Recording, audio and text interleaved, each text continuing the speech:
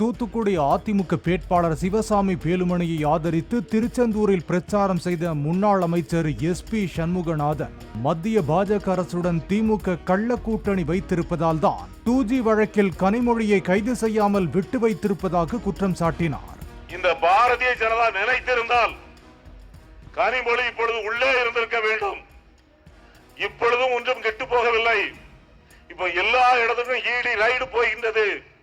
இந்த CBI அந்த வழக்கு மேல்முறையை செய்ததின் காரணமாக இப்ப இன்றைக்கு கூட கனிமொழியை பாரதிய ஜனதா அரசு மத்திய அரசு பிடித்து உள்ளே போட முடியும்.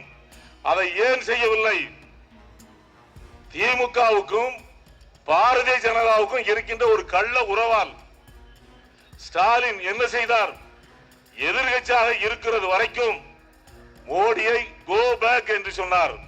தமிழகத்திற்கு மோடி வந்தால் என்ன சொன்னார்? கோ பேக் என்றார்.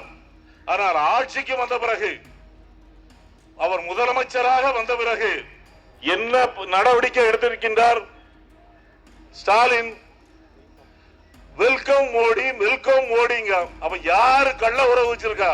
கூட்டணி வைக்க சொல்லி பாஜக மிரட்டி பார்த்தும் தமிழர்களின் நலன் கருதி கூட்டணியை முறித்து வந்தவர் எடப்பாடி பழனிசாமி என்றார் சண்முகநாதன். பாரதிய ஜனதா தமிழகத்துக்கு துரோகம் விளைவிக்கின்றது என்பதை அறிந்துதான் இன்னைக்கு கூட்டணி முறித்தவர் தான் எடப்பாடி பழனிசாமி அவர்கள்.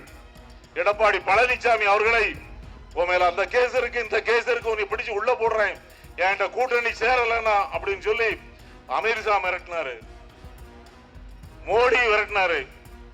எடப்பாடியார் பயப்படல, துணிஞ்சு நின்று பிஜேபியோட கூட்டணி இல்லை என்கிற ஒரு நிலையை எடுத்தவர் தான் எடப்பாடி பழனிசாமி அவர்கள்.